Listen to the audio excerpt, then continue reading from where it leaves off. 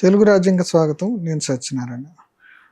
ఇప్పుడు హైదరాబాద్లో హైడ్రా అనేది తీసుకొచ్చాక రేవంత్ రెడ్డి ఆయనకు హైడ్రా ద్వారా ఆయన ఒక హీరో అయిదాం అనుకుంటున్నాడు అనేది కొంతమంది విమర్శిస్తున్నారు. కొంతమంది ఏమో అసలు హైడ్రా ద్వారా ఆయన అర్జునుడు అవుతాడా లేకపోతే పద్మవ్యూహంలో చిక్కున్న అభిమన్యుడు అవుతాడా అనేది కూడా కొంతమంది అనుకుంటున్నారు.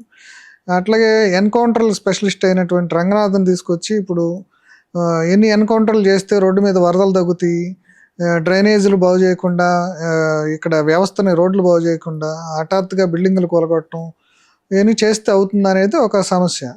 సరే, వీటన్నిటి నేపథ్యంలో ఇప్పుడు ఈ హైడ్రా వచ్చాక ఆల్రెడీ ఇంతకుముందు కొనుక్కున్న మధ్యతరగతి వాళ్ళందరూ వణికిపోతున్నారు. ఏ ఇల్లు ఏ రోజున పాల్గొడతారో తెలియదు అనేది. మరో పక్కన ఈ దెబ్బకి ఇప్పుడైతే ఎవరైతే బుక్ చేసుకున్నారో కొన్ని వెంచర్స్లో వాటిలో వాళ్ళందరూ కూడా అడ్వాన్స్లు వెనక్కి తీసుకోవటం, దీనివల్ల కూడా రియల్ ఎస్టేట్ మార్కెట్ ఎఫెక్ట్ అవుతుందని చెప్పేసి అనుకుంటున్నారు. ఈ అంశాలన్నింటినీ మనతో చర్చించడానికి రియల్ ఎస్టేట్ అనలిస్టు కృష్ణకుమార్ గారు మనతో ఉన్నారు. ఆమెను అడిగి మరిన్ని వివరాలు తెలుసుకుందాం. నమస్కారం అండి. నమస్తే అండి. అదేండి, ఇప్పుడు ఈ హైడ్రా అనేది తీసుకొచ్చారండి. ఇప్పుడు అది హైడ్రా అనేది వరుసగా పాక్కుంటూ పోయి అంటే నాగార్జున అది సెన్సేషన్ అయింది, ఇప్పుడు కేటీఆర్ది ఇంకో సెన్సేషన్ అవుతుంది అనుకుంటున్నారు. అట్లాగే చిన్న చిన్న వాళ్ళ భవనాల మీద కూడా వెళ్తుంది. దీని ప్రభావం అసలు ఏ రకంగా పడిపోతుంది అంటారు హైదరాబాద్ రియల్ ఎస్టేట్ మీద? ఇప్పుడు ఇప్పుడంటే సిమెంట్ రోడ్లు వేస్తున్నారండి. అదే, ఒకప్పుడు ఏం చేసేవాళ్ళు, తార్ రోడ్డు వేయాలంటే ఫస్ట్ తవ్వేవాళ్ళు, తర్వాత కంకర వేసేవాళ్ళు. ఆ కంకర్ని రోడ్ లేనప్పుడు జనాలు ఆ కంకర రోడ్డు మీదే నడవాల్సి వచ్చేది కదా, తిట్టుకునేవాళ్ళు. మట్టి రోడ్డే బాగుంది, కంకర రోడ్డు బాగాలేదు అని. కానీ 4 రోజులు ఇబ్బంది పడాలి. ఈ కంకర రోడ్డుని రోల్ చేసి దానిపైన మళ్ళీ చిన్న చిప్స్ తోటి పైన వేసి దాన్ని కూడా రోల్ చేసి ఆ తర్వాత తారేసేవాళ్ళు. తారేసిన తర్వాత ఎప్పుడన్నా అవసరమైతే మధ్యలో అప్పుడప్పుడు రిపేర్లు వస్తే రిపేర్ చేసుకునేవాళ్ళు. ఇప్పుడు మనం ఈ హైడ్రా పనితీరును కూడా ఇలాగే చూడాలి. గత ప్రభుత్వాలు ఎన్నో సంవత్సరాల నుంచి కొన్ని విషయాల జోలికి వెళ్ళాల. అది పెద్దవాళ్ళతోటి ఇబ్బంది అవుతుందనో, లేకపోతే రాజకీయ నాయకుల సొంత ప్రయోజనాలను కాపాడాలను, లేకపోతే రాజకీయాలు మరీ అవినీతిపరమైపోయిన తర్వాత అధికార పార్టీ వాళ్ళు చేసి ప్రతిపక్షాల వాళ్ళు చేసి వీళ్ళిద్దరూ చేస్తున్నారని ఇంకొంతమంది చేసి అందరూ కలిసి దీన్ని హైదరాబాద్ని ఒక రకంగా ఒక మురికి కోపంలాగా తయారు చేశారు. దీన్ని బాగు చేయాలి అని చెప్పి ఈరోజు మొదలెడితే మరి కొంచెం ఏమన్నా లక్ష్యం బాగుంది, ప్రణాళికలో ఏమన్నా కొంచెం ఇబ్బందులు ఉన్నాయా అనేది కొంచెం ఒక్కసారి పునరాలోచించుకోవాల్సిన అవసరం ఉంది. ఇప్పుడు డిమానిటైజేషన్ వచ్చింది. డిమానిటైజేషను సరి అయిన రూపకల్పన లేకపోవటం, డిమానిటైజేషన్లో ఒక స్వార్థపూరిత లక్ష్యాలు ఉండటము వల్ల చాలామంది ఇబ్బంది పడ్డారు. కానీ నేను దానికి దీనికి కంపారిజన్ ఎక్కడ తీసుకొస్తానంటే, ఇప్పుడు డిమానిటైజేషన్ చేసాం, లక్ష్యం స్వార్థపూరితమా కాదా కాసేపు పక్కన పెడితే, ఇప్పుడు నేను ఇమ్మీడియట్గా ఇది తీసుకురావడం వల్ల ఏమి ఇబ్బందులు రాబోతున్నాయి అంటే, ఏ పాపమో తెలియని వాళ్ళు, ఏ అన్యాయమో చేయని వాళ్ళు ఎక్కువగా శిక్షించబడతారా, మనం అనుకున్నట్లు మన లక్ష్యాలకే ఈ డిమానిటైజేషన్ పనికి వస్తుందా అనే విషయంలో మోడీకి క్లారిటీ లేదు.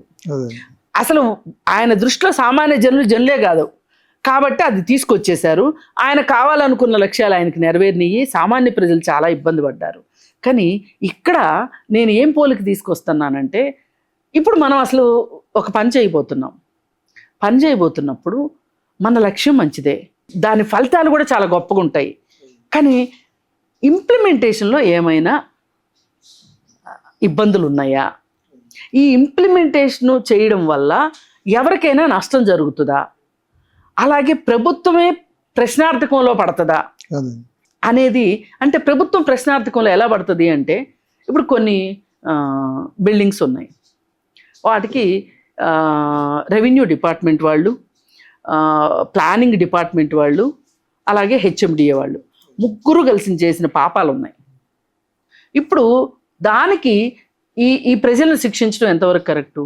కానీ బిల్డింగ్ కట్టేవాడు ఆ ముగ్గురిని మేనేజ్ చేసి తెచ్చుండొచ్చు, కానీ వాళ్ళు లేడు కదా. ఇప్పుడు ఇక్కడ కొనుక్కున్న వాళ్ళు ఉన్నారు, వీళ్ళకేం తెలుసు వాడు ఏం మాయ చేసి తీసుకొచ్చాడు, ఎలా తీసుకొచ్చాడు అనేది ఏం తెలుస్తుంది? అందుకని ఇట్లాంటి విషయంలో కొంచెం సంయమనము, లేకపోతే చర్చోపచర్చలో ఉన్నట్లయితే, సంప్రదింపులు ఇట్లాంటివి ఉన్నట్లయితే గనక ఈ హైడ్రా ఇంకా గొప్పగా ఉంటది అని నేను అనుకుంటున్నాను. అంటే కొన్ని చోట్ల అసలు చెరువులు పూర్తి చేసి వేరే సర్వే నెంబర్లు వేసి అమ్మేశారు, బ్యాంకులకి లోన్లు వచ్చినాయి, అదే ఇప్పుడు కట్టుకున్నారు. ఒక కస్టమర్ ఏం చూస్తాడండి, వినియోగదారుడు ఏం చూస్తాడు, దీనికి బ్యాంక్, ఇప్పుడు నేను రియల్ ఎస్టేట్లో ఉండి ఇప్పుడు నాకు కూడా ఒక రకంగా దిమ్మరపాటుగా ఉంది ఇది. నేనేం చెప్పేదాన్ని అంటే, మీరు ఈ డాక్యుమెంట్లు అన్నీ పుచ్చుకొని ఫస్ట్ లాయర్ దగ్గరికి వెళ్ళండి, తర్వాత బ్యాంక్కి వెళ్ళండి, ఆ ఇద్దరి దగ్గర నుంచి మీకు క్లారిటీ ఉంటేనే ఈ ప్రాపర్టీ కొనుక్కోండి, నన్ను చూసో లేకపోతే ఇంకొకళ్ళు చూసో మీరు కొనొద్దు అని నేను అడ్వైజ్ చేసేదాన్ని. ఇప్పుడు నేను చెప్పింది కూడా తప్పే అయిందిగా. మీరే కాదండి, ఇప్పుడు సాక్షాత్ రేవంత్ రెడ్డి తమ్ముడు తిరుపతి రెడ్డి, ఆయన మొన్న దుర్గం చెరువు దగ్గర ఆయన ఇల్లు కొట్టేస్తున్నప్పుడు ఆయన చెప్పింది ఏంటంటే, ఇప్పుడు మీరు ఎగ్జాక్ట్ కొట్టేయలేదు, ఇంకా కొట్టేయలేదు, నోటీసులు ఇస్తే ఎగ్జాక్ట్ గా ఆయన చెప్పింది ఏంటంటే, నేను ఇల్లు బేరానికి వచ్చింది, నేను లాయర్ దగ్గరికి పోయి ఒపీనియన్ తీసుకున్నాను. ఏంటి వాళ్ళు రియల్ ఎస్టేట్ లో పండిపోయారు, వాళ్ళు రియల్ ఎస్టేట్ లో పండిపోయిన వాళ్ళు వీళ్ళ ముఖ్యమంత్రికి సాక్షాత్తు ఆయన అన్నయ్యో తమ్ముడు ఏదో. అంటే వాళ్ళ పరిస్థితి అట్లా ఉందంటే మరి సామాన్యుల పరిస్థితి ఏంటి? అందుకని వాళ్ళకి ఇల్లు పోయినా పర్లా నేను ఖాళీ చేస్తానంటున్నాడు, ఎందుకంటే వాళ్ళకి చాలా ఉంటాయి కాబట్టి. కానీ ఒక్కిల్లే ఉన్న వాళ్ళు, ఒక్కిల్లే ఉన్నాడు ఏంటి, ఆ ఇల్లు పోగొట్టుకోవాలి, మళ్ళీ అప్పు కూడా కట్టాలి. ఇది అమెరికా కాదు, అమెరికాలో అయితే తాళం అప్పు చెప్తే సరిపోద్దండి. నాకు నిన్న ఎవరో అమెరికా నుంచి మాట్లాడారు, ఆ సిస్టమ్ ఉందనుకుని పోతే పోయిందిలే, మేము పెట్టిన డబ్బులు పోతాయి అనుకుంటే, అట్ట కాదమ్మా, నువ్వు మళ్ళీ బ్యాంక్ లోన్ కూడా కట్టాలి. అసలు వాళ్ళు సొంత డబ్బులు పెట్టరండి, ఏదైనా కొనేటప్పుడు అమెరికాలో మొత్తం లోన్ వస్తుంది, 100% లోన్ వస్తుంది. మన దగ్గర అట్లా కాదు కదా, 80% 70% లోన్ వస్తుంది. పైగా మనం ఏం చేస్తాము, మన దగ్గర ఏమన్నా వేరే రిజర్వ్స్ ఉంటే కూడా లోన్ తక్కువ తీసుకుందాము, ఎన్నో రోజులు ఈ భారం ఎవరు పడతాము అని చెప్పి మన సొంత డబ్బులు పెడతాం, ఆఖరికి బంగారాలు అమ్మి కూడా పెడతారు ఆడవాళ్ళు పాపం. మరి ఈ పరిస్థితులు అందుకే అప్పు మిగులుతుంది.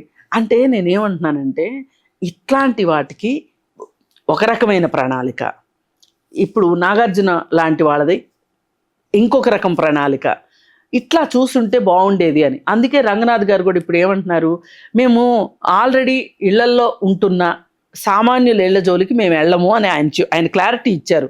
కానీ ఇంకా భయాందోళనలోనే ఉన్నారు. ఇప్పుడు ఆయన కొన్ని అపార్ట్మెంట్లు కూలగొట్టారు.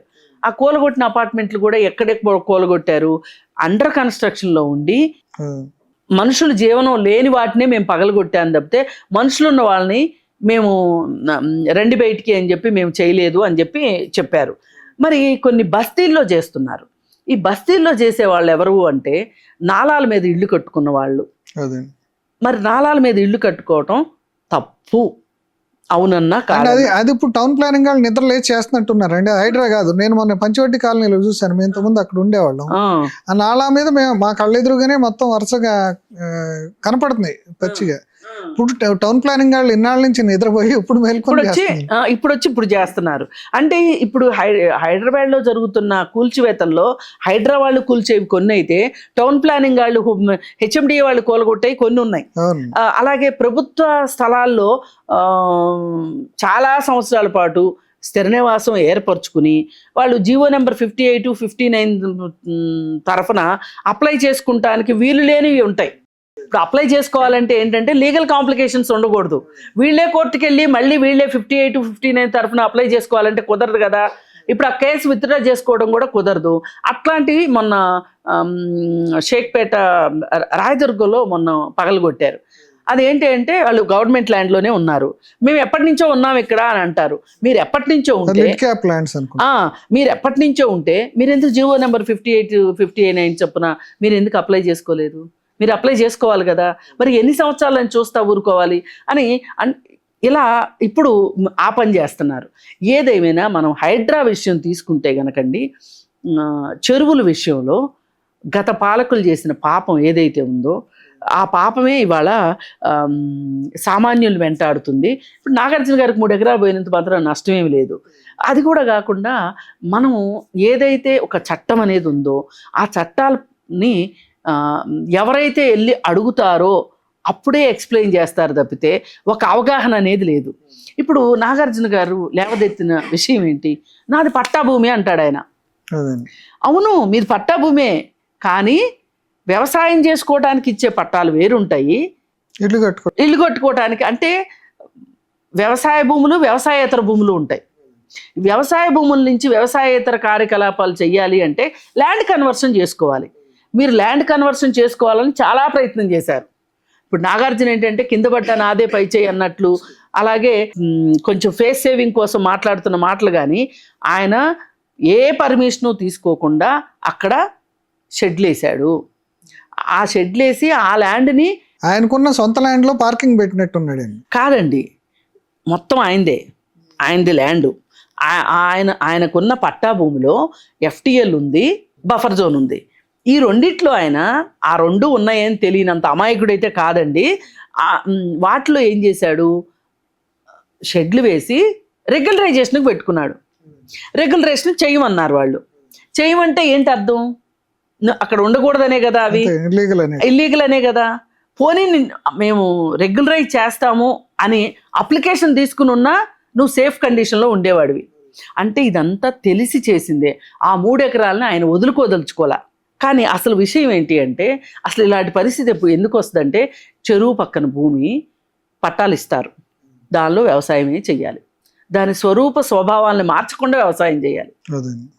ఇప్పుడు ఎఫ్టిఎల్లో ఎలాగూ నీళ్ళే ఉంటాయి కాబట్టి ఈయనేం చేయలేకపోవచ్చు. కనీసం బఫర్ జోన్ ల్యాండ్లో చక్కగా మంచిగా మొక్కలు పెట్టి గార్డెన్ మెయింటైన్ చేసుకుంటూ యువతల ఆయన ఏమైనా కార్యకలాపాలు చేసుకున్నట్లయితే గనక అసలు ఇవాళ ఆయన గురించి ఇంత మాట్లాడుకోవటానికే ఉండేది కాదు. అయితే భూమి అన్న వెంటనే ఒక ఆశ ఉంటుందండి. ఎంతో కొంత ఆశ ఉన్న వాళ్ళే భూమి దగ్గరికి వెళ్తారు. కానీ ఆ ఆశగానే ఉండాలి, అది మన నిత్యావసరంగా ఉండాలి. అంతేగాని ఆ ఆశ కాస్త అత్యాశ కాస్త దురాశ అయ్యింది అనుకోండి. ఇప్పుడు నీకు ఆ ల్యాండ్ నీకు షెడ్ వేయడానికి పనికిరాదు అన్నప్పుడు ఇమ్మీడియట్గా అక్కడ కూడా ఒకటి పని చేస్తుంది. ఇమీడియట్గా మీరు తీసేసి ఉంటే మీరు కావాలని వేసారనేది వచ్చేది కాదు. మీరు కొంచెం సమాజం ముందు మంచిగా నిలబడేవాళ్ళు క్లీన్ చిట్ తోటి.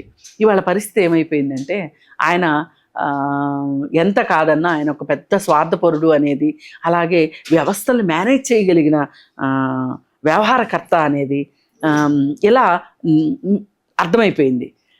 ఇప్పుడు సామాన్యులు ఎవరు హైడ్రా గురించి భయపడక్కర్లేదండి. మీకు ఒక రకంగా మీరు ఈ ప్రాపర్టీ కొనొచ్చా కొనకూడదా అనేది చెప్పటానికే హైడ్రా వచ్చిందని నమ్మండి ఎవరైనా సరే, సామాన్య ప్రజలు. ఇప్పుడు దేశంలో బోల్డ్ ల్యాండ్లు ఉండగా చెరువు దగ్గరికి వెళ్ళి ఎందుకు కొనాలి చెప్పండి? చెరువులోనే ఎందుకు కొనాలి? దానికి మళ్ళీ లేక్ వ్యూ అని పేరు పెడుతున్నారు. మీరు పెట్టండి, లేక్ వ్యూ పెట్టండి, మంచి పేరు పెట్టారు. కానీ బఫర్ జోన్కి ఎంత దూరంలో మీరు ఉండాలి అనేది కూడా ఉండాలి. అందుకని చూసి కొనుక్కోండి, నష్టం లేదు. కానీ గత ప్రభుత్వం అండి, ఇప్పుడు అంటే ఏడుస్తారు కానీ వాళ్ళు, టీఆర్ఎస్ ప్రభుత్వం చేసిన అతిపెద్ద తప్పు ఏంటి అంటే, చెరువుల్ని ఒరిజినల్ ఎఫ్టిఎల్ కాకుండా వీళ్ళ ఇష్టానికి వీళ్ళు ఒక ఎఫ్టిఎల్ పెట్టారండి. ఎక్కడో వెళ్ళొద్దు. దుర్గం చెరువుని ఎగ్జాంపుల్ తీసుకుందాం. దుర్గం చెరువుకి మీరు ఎత్తైన కట్టలు పోయవలసిన అవసరం వచ్చింది. ఎత్తైన కట్టలు పోసి చెరువు లోపల నుంచి గోడలు కట్టుకుంటూ వచ్చారు. ఏమండి అంత కక్కుర్తి ఎందుకు చేశారు ఈ పని? అంటే అక్కడున్న నెక్టార్ గార్డెన్స్ని కాపాడాలి, అక్కడున్న డాక్టర్స్ కాలనీని కాపాడాలి, ఆ చుట్టుపక్కల ఉన్న కాలనీలు. వర్షాకాలంలో ఈ కేసీఆర్ ప్రభుత్వం వచ్చిన తర్వాత కూడా, అంటే వీళ్ళు ఈ కట్టలు పొయ్యక ముందు వర్షం వస్తే నెక్టార్ గార్డెన్స్లోకి దారి ఉండేది కాదండి. మీకు అప్పుడు పని చేయాలిగా. అసలు ఆ రోజు మీరు ఎందుకు తీసుకోలే ఈ స్టెప్? నెక్టార్ గార్డెన్స్ని కూల్చేసి ఎక్కడ దాకా అయితే నీళ్లు పారుతున్నాయో అక్కడ దాకా మీరు ఎందుకు ఎఫ్టిఎల్ ఫిక్స్ చేయలేదు? ఫిక్స్ చేయకుండా మీరు చేసింది ఏంటి? దుర్గం చెరువుకి కట్టలు కట్టేసేసి రాళ్ళు అంటించేశారు లోపల. అంటే ఎంత నీళ్ళు వచ్చినా సరే ఈ చెరువు పొంగదు. మీరే కదా రాచమార్గం వేశారు. ఇప్పుడు రేవంత్ రెడ్డి అన్న ఇంటి గురించి మీరు ఎందుకు మాట్లాడతారు? మీరు కదా ఎఫ్టిఎల్ ఫిక్స్ చేశారు, మీరు కదా కట్టలు ఎత్తుగా వేశారు. ఇది వాళ్ళు చేసిన ఒక తప్పు. ఇంకో తప్పు ఏంటంటే, ఇబ్బడి ముబ్బడిగా చెరువుల్ని దత్తత ఇచ్చారు. ఎవరికి ఇచ్చారు? అందరికీ కన్స్ట్రక్షన్ కంపెనీల వాళ్ళకి ఇచ్చారు. మీరు రియల్ ఎస్టేట్ కన్స్ట్రక్షన్ కంపెనీలకు ఇచ్చారు. ఇప్పుడు మల్కన్ చెరువు ఉందండి, మల్కన్ చెరువుని అపర్ణ గ్రూప్కి ఇచ్చారు. అక్కడ ఒక చెరువు కట్టు ఉండేది, 30 ఫీట్ల చెరువు కట్టు ఉండేది, నాకు బాగా గుర్తు. అయితే ఈ 30 ఫీట్ల చెరువు కట్టని అపర్ణ వాడు ఏం చేశాడంటే, వాడి ల్యాండ్ ఇంచు కూడా పోకుండా వాడికి రోడ్డే లేదు అపర్ణ వాడికి. ఆడు రోడ్డు కోసం వాడు ఏం చేశాడంటే, ఇప్పుడు ఆడు రోడ్డు వాడాలి అంటే పంచవటి కాలనీని వాడాలి. అదే వాడి విలువైన భూమికి వాల్యూ పోతుంది, అదే బాంబే హైవేకి కనెక్షన్ తెచ్చుకోవాలి. అందుకని తెలివిగా ఏం చేశాడు, ఆ కట్ట 30 ఫీట్ల కట్ట నుంచి చెరువు లోపలికి రోడ్డు వేసాడు. ఇప్పుడు అక్కడ 100 ఫీట్ల రోడ్డు ఉంది. 100 ఫీట్ల రోడ్డు కాకుండా 100 ఫీట్ల రోడ్డు దగ్గర ఫెన్సింగ్ వేసి చెరువుకి లోపల వాకింగ్ ట్రాక్ వేశారు. మళ్ళీ ఈ నీళ్లు ఏమాత్రమైనా వర్షాలు ఎక్కువ వచ్చి పొంగుతాయేమోనని కట్టలు ఎత్తుగా చేసేసి రాళ్ల తాపడం చేసేసారు లోపల. అదే అంటే ఇప్పుడు దొంగ చేతికి తాళాలు ఇచ్చాక ఇల్లు దోచుకోకుండా ఉంటాడా దొంగ? అక్కడ దాకా ఎందుకండి, ఇప్పుడు పెద్ద చెరువు అని ఉంది, కాజాగూడ పెద్ద చెరువు అని ఉంది. ఆ కాజాగూడ పెద్ద చెరువు కిమ్స్ హాస్పిటల్ కాదండి, కేర్ హాస్పిటల్ దగ్గర నుంచి మీరు ఢిల్లీ పబ్లిక్ స్కూల్ దగ్గరకు వస్తుంటే ఒక కొత్త రోడ్డు వేశారు. మీరు ఆ రోడ్డు మీద ట్రావెల్ చేశారు. నర్సింగ్ వస్తుందండి కాదండి, గచ్చిబౌలి రోడ్డు ఉంది కదా, ఓల్డ్ బాంబే హైవే రోడ్డు. ఆ ఓల్డ్ బాంబే హైవే రోడ్డు దగ్గర నుంచి కాజాగూడ మెయిన్ రోడ్లోకి వయా ఈ పెద్ద చెరువులో నుంచి రోడ్డు వేశారు. ఈ రోడ్డు వేయటానికి 2 కారణాలు ఉన్నాయి. ఒక పక్క ఒక 25 ఎకరాల ల్యాండ్, ఇంకొక పక్క ఒక 5 ఎకరాల ల్యాండ్ ఉన్నాయి. 25 ఎకరాలు డిస్ప్యూట్ ల్యాండ్. ఆ డిస్ప్యూట్ ల్యాండ్కి మంచి రోడ్డు ఇవ్వాలన్న ఉద్దేశంతో ఓల్డ్ బాంబే హైవే నుంచి డైరెక్ట్ కనెక్షన్ పట్టుకొచ్చారు. ఈ కనెక్షన్ తీసుకురావడానికి కొంత అడ్మినిస్ట్రేటివ్ స్టాఫ్ కాలేజీ, ఇంజనీరింగ్ వాళ్ళ కాలేజీ వాళ్ళ ల్యాండ్ కొంత తీసుకున్నారు. కొంత ల్యాండ్ చెరువు FTL బఫర్ జోను ఇది వాడేసుకున్నారు. 100 ఫీట్ల రోడ్డు వేసేసారు. తీసుకొచ్చి ఢిల్లీ పబ్లిక్ స్కూల్ దగ్గరికి వెళ్ళిపోయారు దాన్ని, ఇది కాజాగూడ రోడ్డుకి. ఈ దారిలో చెరువు నాశనం చేశారు. చేసి ఇప్పుడు ఏం చేస్తున్నారు, ఈ రోడ్డు ఎత్తుగా వేసారు కాబట్టి చెరువు బాగా లోపలికి ఒక చిన్న కుంటలాగా తయారైంది ఆ చెరువు. దానికి కూడా మళ్ళీ లోపల రాళ్ల తాపడం చేశారు. చేసేసి ఈ చెరువు అవుట్ఫ్లో ఎక్కడ ఉండేదంటే ఈ కాజాగూడ మెయిన్ రోడ్డు దగ్గరికి వచ్చే దగ్గరికి ఆ మధ్యలో సి కళ్యాణ్ అని ఒక సినిమా అతను ఉన్నాడు. అతనికి 2 ఎకరాల ల్యాండ్ ఉంది అక్కడ, ఏది కాజాగూడ మెయిన్ రోడ్డుకి, ఈ చెరువుకి వెనక్కి కాజాగూడ మెయిన్ రోడ్డుకి. అక్కడ ఒకప్పుడు అంటే దాదాపు ఒక 10 సంవత్సరాల క్రితం వరకు, 10 సంవత్సరాలు కూడా 7-8 సంవత్సరాల క్రితం వరకు అక్కడ నీళ్లు జలపాతం లాగా ఆ పెద్ద చెరువులో నుంచి ఈ చిన్న కిందకి డౌన్కి జలపాతం లాగా పడేవి. అయితే దాన్ని ఏం చేశారు, ఆ జలపాతం లాగా పడే గోడని ఇంకా ఎత్తు గోడ చేసేసి ఒక చిన్న ఛానల్ ఇచ్చారు ఆ చెరువులోంచి బయటికి రావడానికి నీళ్లు. అంటే వీళ్ళు అక్కడ భూమిని ఇతను ఆక్యుపై చేశాడు. ఆక్యుపై చేసి, అంటే పెద్ద చెరువు పక్కన చిన్న చెరువు ఉంటుంది ఎప్పుడైనా. ఇప్పుడు చిన్న చెరువుని చంపేశారనుకోండి, చిన్న చెరువు మొత్తాన్ని చంపేసి ఒక చిన్న ఛానల్ పెట్టారు. ఇప్పుడు ఈ ల్యాండ్లో వాళ్ళు మెగా టెక్ పార్క్ కడతామని చెప్పి మొదలెట్టారు. కానీ పాపం ప్రకృతి బాగా ఏమాత్రం సహకరించక వాళ్ళు ఏ రోజైతే 34 ఫ్లోర్లు టెక్ పార్క్ కడుతున్నాము అని అనౌన్స్ చేశారో వెంటనే వాళ్ళ మీద ఇన్కమ్ ట్యాక్స్ రైడ్ జరిగింది. వాళ్ళు ఏమనుకున్నారంటే ఇదేదో శనిగామన్స్ అని చెప్పి ఈ ప్రాజెక్ట్ ఆపేశారు. మొదలెట్టిన వాళ్ళు కూడా ఆపారండి. అంటే ఎట్ వాట్ కాస్ట్ వీళ్ళు చెరువుని నాశనం చేసి ఇలా చేయడం వల్ల ఏంటి, అసలు చెరువులను ఇట్లా చేయడం ఎంతవరకు కరెక్టు? మళ్ళీ ఈ చెరువులను కూడా ఏదో ఒక కంపెనీకి, అదే ఇప్పుడు మీకు దత్తత ఇవ్వటం అంటే అది ఒక రకంగా వాళ్ళకి అప్పచెప్పటమే, అప్పచెప్పి వాళ్ళేమో రీఇంజనీరింగ్ చేసి వాళ్ళ అనుకూలంగా మార్చుకుంటారు. ఇలా చేసిన తర్వాత చెరువును పరిరక్షించడం కాదు, ధ్వంసం చేయటం. ఇదే పని అండి 2002లో విజన్ 2020 అని అప్పుడు సీఎం చంద్రబాబు నాయుడు గారు నీరు మీరు క్లీన్ అండ్ గ్రీను చెరువుల పరిరక్షణ తీసుకుని వచ్చి, అసలు అంతకుముందు కూడా FTL బఫర్ జోన్లు అవన్నీ ఉన్న కాన్సెప్ట్ 77లో ఉన్న కాన్సెప్ట్లు ఇవి. కానీ ఎవ్వరూ వాటిని సరిగా పట్టించుకోకపోతే ఆయన ఈ FTL బఫర్ జోన్లు ఇవన్నీ ఫిక్స్ చేయించాడు కూడా, ఏ మాటకు ఆ మాట. అయితే తర్వాత వచ్చిన ప్రభుత్వాలు పూర్తిగా తొంగలోకి తొక్కేసేసి వైఎస్ రాజశేఖర రెడ్డి కావచ్చు, లేదంటే కేసీఆర్ కావచ్చు, వీళ్ళు ఒక విధ్వంసానికి పాల్పడ్డారు కాబట్టి ఇవాళ హైదరాబాద్ పరిస్థితి ఇలా ఉంది. ఇప్పుడు నాలాల మీద ఆక్రమణల గురించి ఒక మాట మాట్లాడుకుందామండి. వచ్చినప్పుడు అన్ని పార్టీలు ఏకమవ్వాలి ఇట్లా అంటాడు. కానీ ఏది వాళ్ళకి కాంపెన్సేషన్ ఇప్పించడం కానీ రీహాబిలిటేషన్ ఇప్పించే విషయంలో మీరు ముందుండండి. కానీ వీళ్ళు ఏం చేస్తున్నారు, మున్సిపల్ అధికారులేమో ఆ ఎన్క్రోచ్మెంట్స్ తీయటానికి వెళ్తారు, వీళ్ళందరూ కలిసి అక్కడ కలిసిపోతారు. కానీ వీళ్ళందరికీ ఉండాల్సిన బుద్ధి ఏంటంటే ప్రభుత్వంతో మాట్లాడి, ఎన్నో రోజుల నుంచి వాళ్ళు ఇల్లు కట్టుకుని ఉంటున్నారు, ఈ రోజు నిరాశ్రయులు అయిపోతారు, వాళ్ళకి వేరే ఏదైనా ఏర్పాటు చేసి వాళ్ళని కన్విన్స్ చేసి వాళ్ళని ఒప్పించి పక్కకు తీసుకెళ్ళి తీసేయాలి అనే జ్ఞానం లేదండి వీళ్ళకి. ఎంతసేపు ఏంటి, ఈ బస్తీ నాది, ఈ బస్తీ నీది, ఈ బస్తీలో ఓట్లు నాకు పడతాయి అంటే, ఇప్పుడు వీళ్ళు హఠాత్తుగా ఇక్కడి నుంచి ఎక్కడికైనా వెళ్ళారనుకోండి, వీళ్ళకి ఓట్లు మిస్ అయిపోతాయి కదా. ఇన్ని కారణాలు ఉన్నాయి. వీటన్నిటిని అడ్రస్ చేస్తూ ఈరోజు హైడ్రా వచ్చింది కాబట్టి మనకి క్లీన్ చిట్ ఇచ్చిన ప్రాపర్టీస్ బయటకు వస్తాయి. ఎవ్వరు దీని గురించి భయపడక్కర్లేదు. కానీ తాత్కాలికంగా కొంచెం భయపడుతున్న మాట, వాల్యూస్ పడిపోతున్నాయి, కొంతమంది విత్డ్రా అవుతున్నారు వెంచర్స్ నుంచి. ఏ వెంచర్స్ నుంచి? లేకులు కట్టేవాళ్ళు వెనక్కి వెళ్తారండి, మామూలు వాళ్ళు ఎందుకు వెనక్కి వెళ్తారు చెప్పండి. ఇప్పుడు ఒక రకంగా ప్రాపర్టీకి విలువ కూడా పెరుగుతుంది దీనివల్ల. ప్రాపర్టీకి విలువ పెరుగుతుందండి. రేపొద్దున ఎవరో ఒకళ్ళు వచ్చేసేసి హఠాత్తుగా వచ్చేసేసి మీరు చెరువులో ఉన్నారని అనరు కదా. ఇప్పుడు చక్కగా FTL, బఫర్ జోను, బయట మీరు ఏమన్నా చేసుకోండి, ఎవరు కాదంటారు. అందుకని అలాగే 111 జీవో ల్యాండ్స్ గురించి కూడా చాలా సీరియస్గా ఉంది హైడ్రా. ఏం చేసినా మంచికేనండి. ఇప్పుడు రేపు పొద్దున మనకి భూగర్భ జలాలు ఉండాలన్నా,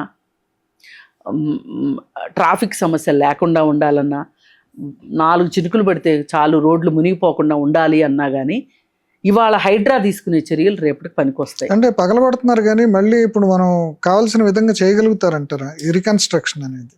చెయ్యాలండి. మరి ఇప్పుడు నాగార్జునది ఎగ్జాంపుల్ తీసుకుందామండి. అక్కడ అన్నీ పడగొట్టేశారు.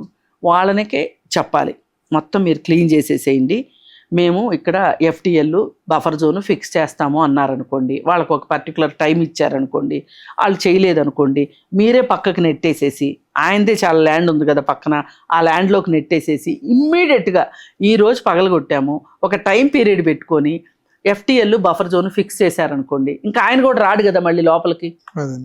అంటే ఈ పని తర్వాత ఈ పని, ఈ పని తర్వాత ఈ పని, ఫాలో అప్ ఉండాలి. ఒక పని తర్వాత ఒక పని, ఒక పని తర్వాత ఒక పని. వీళ్ళు ఆ పని ఇద్దరు కలిసి చేయగలుగుతారనే నమ్మకం ఉంది నాకు. ఎందుకంటే ఇవాళ అభిమన్యుల్లాగా మిగిలిపోవటం కన్నా విజేతగా మిగలటానికే రేవంత్ రెడ్డి ఇష్టపడతాడు. ఎందుకంటే అతని ట్రాక్ బట్టి చూస్తే. అందుకని అతను అభిమన్యుడు కాకూడదని కోరుకుందాం మనం. ఎందుకంటే ఇప్పుడు ఈ పని మొదలెట్టి ఆపేస్తే నష్టం మనకే. ఇప్పుడు మన కోసమే కదా ఆయన చేస్తుంది. మనం కూడా వీలున్నంత సహాయం చేయాలి. అందుకే నేను ఎవరైనా సరే మీరు తమ్మునైల్స్ కూడా నెగిటివ్గా పెట్టకండి అని చెప్తున్నాను నేను ఇంటర్వ్యూ ఇచ్చినప్పుడు. అదే ఫైనల్గా ఒక క్వశ్చన్ అండి. ఇప్పుడు ఈ వరదలు, హైదరాబాద్లో వరదలు లేదంటే అమరావతి, వీటి వలన ఇక్కడ రియల్ ఎస్టేట్ ఇక్కడ నుంచి అమరావతికి షిఫ్ట్ అవుతుందని అనుకున్నారు. ఇప్పుడు అమరావతిలో కూడా వరదలు వచ్చింది రీసెంట్గా. ఇప్పుడు ఏంటి ఏమైతుంది అంటారు? అంటే ఇక్కడ నుంచి అసలు ఒకటండి, ఎక్కడ మార్కెట్ అక్కడేనండి. హైదరాబాద్ మార్కెట్ని ఏమీ దెబ్బతీయలేవండి. అమరావతి మార్కెట్టే. ఇప్పుడు ఒక మనిషి ఎక్కడ ఉండాలి అని అనుకుంటాడు అంటే అక్కడ కొనుక్కుంటాడు. లేదు వ్యాపారం చేయటానికే స్పెక్యులేషన్ మార్కెట్ కోసమే కొనుక్కుంటాడు అనుకుంటే, ఇన్వెస్ట్మెంట్ మార్కెట్గా చూసుకోవాలి అనుకుంటే ఎక్కడ పెరుగుతుంది అంటే అక్కడ ఉంటాడు. అందుకే అమరావతికి వెళ్ళే మార్కెట్ అమరావతికి వెళ్తుంది. అక్కడ భయపడి ఇక్కడ భయపడి అక్కడ, అంటే కొన్ని ఉంటాయి అలాంటి కప్పలు. అలా ఇటు అటు షిఫ్ట్ అయ్యేవాళ్ళు, జంప్ చేసేవాళ్ళు కొంతమంది ఉంటారు. వాళ్ళ వల్ల నష్టమే కానీ లాభం ఉండదు మార్కెట్కి. ఎప్పుడు కూడా మార్కెట్ లాభపడాలండి. మార్కెట్ బాగుంటే కస్టమర్ కూడా బాగుంటాడు. కస్టమర్ బాగుండాలి అంటే మార్కెట్ బాగుండాలని కోరుకోవాలి. అలాగే మనకి పరిశ్రమలు రావాలి, ఒక కమర్షియల్ వాల్యూ రావాలి. అలా వచ్చినప్పుడు మన ఆస్తి విలువలు పెరుగుతాయి. అలాగే ఇట్లాంటి హైడ్రా వీటి ద్వారా ఇది ఆరంభ సౌరత్వం కాకుండా, అలాగే కొంతమందిని టార్గెట్ చేసుకునేది కాకుండా ఉంటే గనక దీర్ఘకాలిక ప్రయోజనాలు ఉంటాయి దీంతో. Okay, thank you. నమస్తే. Please do subscribe to Telugu Rajyam channel. Please do subscribe to Telugu Rajyam channel. Please do subscribe to Telugu Rajyam channel. Hi అండి, నేను మీ ఆర్పీని, నెల్లూరు పెద్దారెడ్డి చేపల పులుసు ఓనర్ని. మీరు తెలుగు రాజ్యం అనే ఈ యూట్యూబ్ ఛానల్ సబ్స్క్రైబ్ చేసుకుని మంచి మంచి వీడియోలతో వస్తారు. Thank you so much. Hi people, I'm Sonakshi Verma. and you please watch Telugu Rajam and please subscribe to the channel.